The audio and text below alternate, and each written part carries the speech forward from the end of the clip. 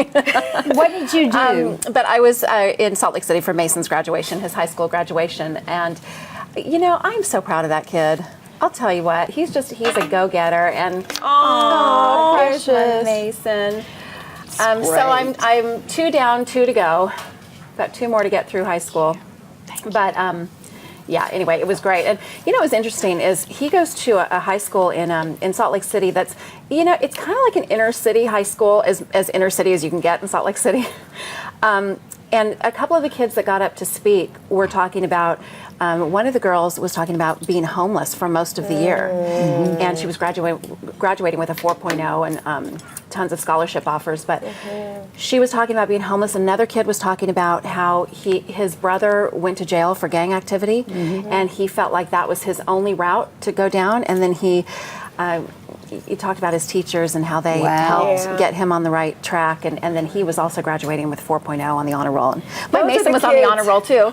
That's awesome. Yeah. But those are the kids that you have to admire. Like, it's one thing when you have all the resources and you do great, but it's when you're kids that, you're homeless or you've, beat humongous odds, and then you still have a 4.0 GPA. Which is amazing. Yeah, those are the kids that you really want to celebrate, you really want to honor, because they don't have all those support systems and resources that some of our kids have. For Mason? So glad. What's he doing? He's going to go to the University of Utah for his first year and then transfer to SMU. That's the plan. And then you'll have 2 boys Then I'll have 2 babies here, But it was touching, and all the adults in the audience were getting teary-eyed when they were hearing these kids speak, because really, there's no better lesson for any of those graduating kids to learn than, just when you think you've got it bad, the person next to you has a more difficult story. I guarantee you that. They do. So. And I heard a really terrific story, and it was on yesterday, about a young man who's valedictorian, and his speech was all approved by the school board. Have you heard this? No. And so he got up in front of all the people. I think it was in Connecticut or somewhere. I've got to check my facts. But he stood up and he went like this. And he tore the speech up, and then he said, "I want to talk about God and how He has brought me through this, and I want to talk about." And everybody was because he ripped up the speech that was approved. Yes, yeah. And so he starts talking about God, and then he starts saying the Lord's Prayer, and then the next thing you know, everybody's cheering. Right. Yeah. Okay. Right. Because he had the courage to do what you're not supposed to do. Right. You I love that. Talk about Don't you love when kids feel empowered to do that? It's I so love that. touching. Well, he makes him want to meet his parents, And right? he knew the consequences, because we would know, well, maybe they'd take that away from him or what. But guess what? Nobody did anything. Nobody complained, and everybody stood on their feet, and everybody was cheering. That's nice. The same thing you have to be happened to that such a other young jerk man to complain, this week that got shot. That we were talking about. I think his name was Blau or something, but he was shot trying to break up a fight. And he did the same thing. When he got up, he thanked God and said, "It's because of him that I'm standing here before you." And you're right, everybody was crying, everybody was cheering. It's one of those moments that gives you chills. Well, I wish we could be as bold as adults sometimes. I think that just religion is such, or spirituality, God is such a personal thing for everybody.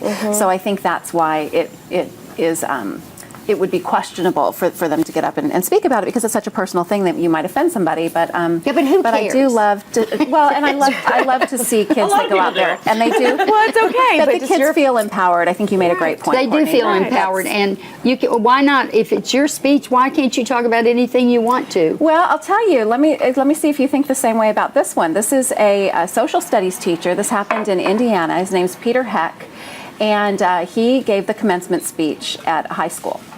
And his speech was geared to the female students, and he said to them, I'm going to read a little bit of what he said. He said, "I challenge you to devote yourself to your families and your children. If you choose to have a career, God's blessings upon you, but I challenge you to recognize what the world scoffs at, that your greatest role in your life will be that of a wife and a mother. The greatest impact you could ever contribute to our world is a loving investment in the lives of your precious children. To solve the problems plaguing our society, we don't need more women CEOs, we need more women as invested mothers."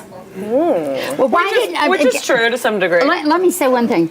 I get his right to say it, but I think if he had any credibility, I think he needs to talk about what fathers need to do, not what women need to do. The way we all if need a to do as woman wants to parents. talk about it, it's one thing. But who is he? I mean, what he? Yeah. Well, and I think, you know what? And let me say this. on the show. Well, and I think, wait a second. I dare you, You know to come what? on this show. I think you need to do what you're called to do. Yeah. I think we all have a purpose, That's and there right. are some great women that are CEOs that are also awesome and rocking moms. Well, I think a lot of it And- depends on the time. I'm sorry. Oh, I'm sorry. No, I'm sorry. I just think that sometimes we get so, oh, you need to be this, you need to be that. No, you need to be what you're called to be. And I just believe God equips you once you're called to do it. He'll make you an awesome mom. He'll make you an awesome CEO, an awesome morning host, whatever you're supposed to do. But he doesn't pay the bills, so you Yeah. have to, you have And to go out and the thing that I again? said he doesn't pay the bills. So you got to, there's a practical side to it, which is a lot of these girls who are graduating have a career path because, in order to stay home and be an awesome mother and have to be have someone completely paying invested for in that. your family, you have to have someone paying your bills. Is I guess Right. what I'm saying. But So- I think it's a lot of it. Just to touch on what you were saying, I think a lot of it is a matter of timing. I feel called to be a wife and a mother one day, but that's not. Whoa, the camera is in a different place today, and that just freaked me out. Whoa, hi. I think I would like to be a wife and a mother one day, and I would like to think that I'm called to do that. But right now, the time frame of my life, it hasn't been set up that way for me. And like you said, right. I have to pay my bills right now. I don't have a sugar daddy. I don't have a husband. I don't have a husband who's a CEO who can pay for me to stay home and just get knocked up all the time. So I think Knocked up all the time. being funny. But I think I agree with him in some degree that yes, we need better mothers and we need great wives and active mothers, but I also think that encourages girls in some degree to go, oh, well, I can just go to college and get an MRS degree and then find a husband and get pregnant, because I know plenty of girls that I went to college with that did that exact same thing. They were there. No, I'm saying they were there to find a husband and get pregnant and become a wife and become a mom. And I don't think that. Well, I will tell you too, as the mother of 4 boys and raising my boys, I've raised them to understand that at some point in their life they will be responsible for a family.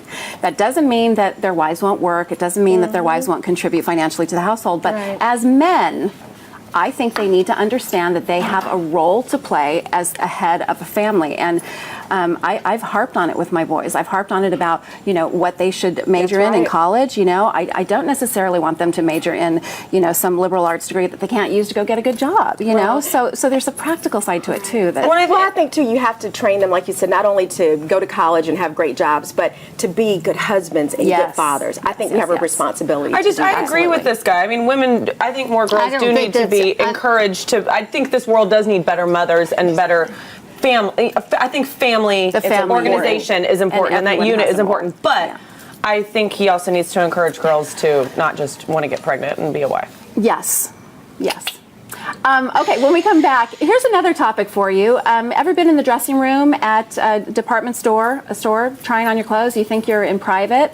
Maybe not so much. We have a little evidence for you coming up next. I'm scared. Yeah.